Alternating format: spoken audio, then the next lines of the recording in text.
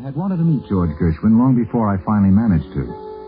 For years, he was pouring delicious melodies into Broadway scores, while I was skipping college classes to try my luck at the unyielding keys of the recreation hall piano.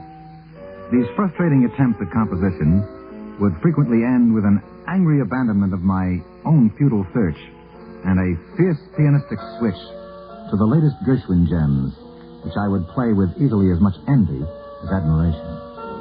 By the time I did get acquainted with George in 1925, he was an international figure, and I was a practicing lawyer with furtive musical hopes. We became friends. I was eager to learn all about his childhood and early musical development. We were 4 children. I was the oldest and was born in Manhattan. 20 months later, George was born in Brooklyn. Then came Brother Arthur, and finally the youngest, my sister Frances. We never stayed in one location very long, and I counted that up to 1916, we had lived in 28 different places, most of them in Manhattan. No sooner was the precise location for the piano decided on, and the piano stool placed before it, than George sat down and twirled away quite professionally, rhythmically and harmonically, on a popular song of the day. We then discovered that for several months he had been fooling around the piano keys at a friend's house down the block. I had never been an apt pupil anyway, so I backed up George in his plea that he, rather than I, be given piano lessons. But no matter with whom or what branch of music he studied, he somehow always retained his own distinctive style. Moved as he was by having the doors opened to the great library of classical music, he nevertheless couldn't stop improvising earthy melodic phrases of his own, contemporaneous beats and cadences that he knew could find expression only in popular songs. So it was he sought out a conservatory which could teach him what he wanted to know, Tin Pan Alley.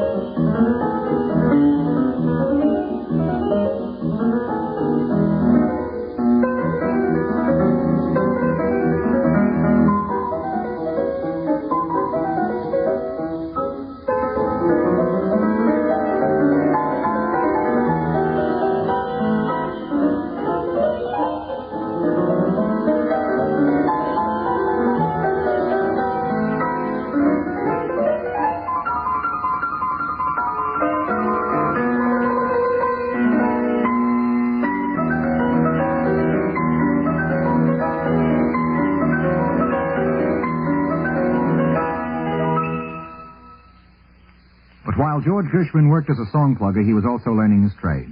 He played what the hack composers turned out, and he played what the good ones did. And he learned the good from the bad. And all the time he was writing his own music.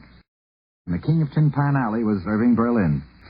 I first met George Gershwin in 1919.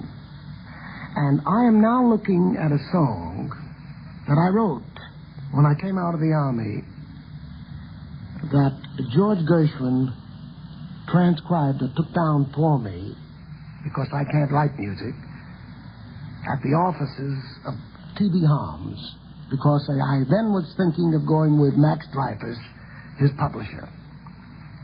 The song was interpolated in a show called The Royal Vagabond, produced by Conan Harris, and it was called The Revolutionary Rag. It was a kidding song about the Russian Revolution, with words like the slicky, sticky, Bolsheviki, and things like that. But anyhow, George took it down, and he played it so that I just didn't recognize it. It was so beautiful. See? And I was impressed by this great pianist. And I asked him what he was doing. He said he was trying to write. I said, well, have you written anything? He said, yes. I've written some songs. And he played me some wonderful songs, which later became part of a very successful score called La La Lucille. And he said, why don't you, you're going in business now here, why don't you let me go to work for you and take down your tunes and be your accompanist? And after listening to his music, I said, George, don't you go to work for anyone else. You write your own. In 1919, George Gershwin met another musician who was to have a rather important effect on his life. Irving Caesar. George, in those days, was probably the most interesting pianist of his kind in America, considering that he hadn't really begun to tutor, to coach, and to study. He had studying back of his mind, and as you all know, he later took music very seriously and learned why he was doing the things he had been doing instinctively. He was sort of a child prodigy, I'd say. One day, there's so many stories about Gershwin. One day, we were around Harms, and Harms had published a song that was sweeping the country called Hindustan. You remember Hindustan, where I came to rest my tired caravan? It was a one-step. And we must have had a little money then. We must have had a little success, because I remember saying to George, I said, let's go to Moore's tonight. That was a very famous, and still is a very famous, chop house. And let's have a good dinner, and let's go home to your house and write a one-step to take the place of Hindustan when Hindustan has faded out. We discussed it on a Fifth Avenue bus. We laid out our strategy just as though we were going to take a hill in a wall. We said, we'll make this a one-step, we'll make it an American one-step, and we'll call it Swanee.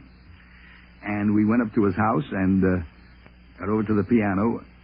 I remember the precise time. It was about 9:30 in the evening, and there was a little card game going on. His family liked to play cards in a very social way, of course.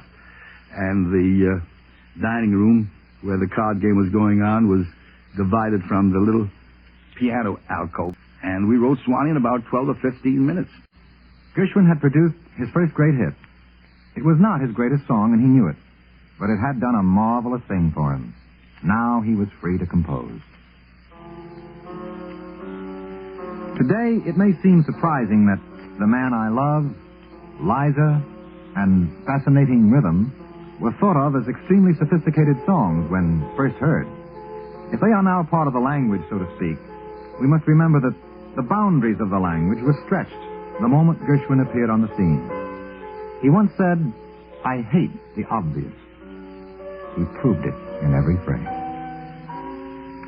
Just as Gershwin was to find his inspiration for his work in his home country, it was in his own home that he found one of the happiest associations ever known between two brothers. A tune, of course, is not a song. To be sung, it must have words. George was lucky to find his ideal collaborator right in the family. Throughout their prolific partnership, his brother Ira invented lyrics to match the wit and warmth of the music. This was a truly phenomenal feat when one considers that nearly always the tunes were written first, and Ira was required to be brilliant within the most confining rhythms and accents. But he managed it. Waiting for the Sun to Come Out was our first published song. We did this for the Sweetheart Shop in 1920. By then, I had adopted the pseudonym Arthur Francis, combining the given names of my brother Arthur and my sister Frances. Because even at that time, George was quite a celebrity to me, and I didn't want to trade on his name. I was Arthur Francis until 1924. That year, beginning with Primrose, a London show, and Lady Be Good in New York, I began using my own name. Just as Gershwin was opening new horizons in the composition of jazz music, another talented young man was attracting astonishing attention for his presentation of jazz. You see, I had been a great admirer of George Gershwin because he was one of the few fellows on Tin Pan Alley that played really great piano. That either went for popular or any of the lighter classics. He could have been a real great concert pianist. And I think that probably his love for writing was the thing that stopped it.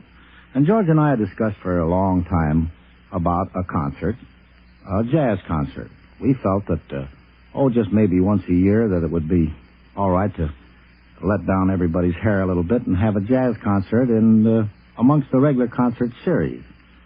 And he had been trained, as I say, to be a concert pianist, and I had been in the symphonies for a great many years. I was the principal viola in a couple of the larger symphonies. And I felt the same way that, in fact, I guess you could sum it up best by saying that I felt that jazz wasn't as bad as the symphonic fellows thought it was, and I didn't think that the symphonic music was half as bad as the jazz fellows thought it was. And I thought on a common ground we might possibly meet. Well, we talked about this ideal jazz concert for a long while, and had settled on a title, which it would be the Rhapsody in Blue. And we chose Rhapsody because rhapsody in symphonic work means free form. You don't have to do as in symphonies, recapitulate each movement and put them all together, and it would give you a lot of freedom to write. Well, I had a manager at the time, was a very cagey guy, and I guess he'd come up from Lindy's or one of the joints, and he said, do you know that a competitor of yours is going to give a jazz concert after you've been talking about it these 2 years? Well, I said, that was always one of my faults. I'm a little gaddy. So I'll stop that right away. So I picked up the phone and shopped around for a hall, and I settled on Aeolian Hall, and the only date they had was Lincoln's birthday, and that was in 1924. So I said, well, I'll take the hall. I didn't have anything to play, but I took the hall. And I announced to all the papers that I was going to give a jazz concert. Well, George called me up about 6 o'clock in the morning. He says, what is this I read in the papers, that you're going to give a jazz concert and I'm writing the important work, the Rhapsody in Blue? I says, that's right. And he said, well, you're going to do it in 2 weeks. I says, that's right. Oh, he says, man, it would take me at least 6 months to gather thematic material for a big work like that. I said, well, you get out of the symphony, put your hair back up, and get ready and start writing, because hot or cold, the body goes out on February 12th, 1924. Well, George wrote the Rhapsody in Blue. He would give it to us page by page, and each day we'd get a page or two, and Ferdy Grofey would orchestrate it. A band would rehearse it that night after we got through at the Palais Royal, and by the time he wrote the last note, we had it all perfectly rehearsed. And, of course, the success of the Rhapsody in Blue is past history, and I can only say that I'm always, and always will be, a very grateful guy to a fellow by the name of George.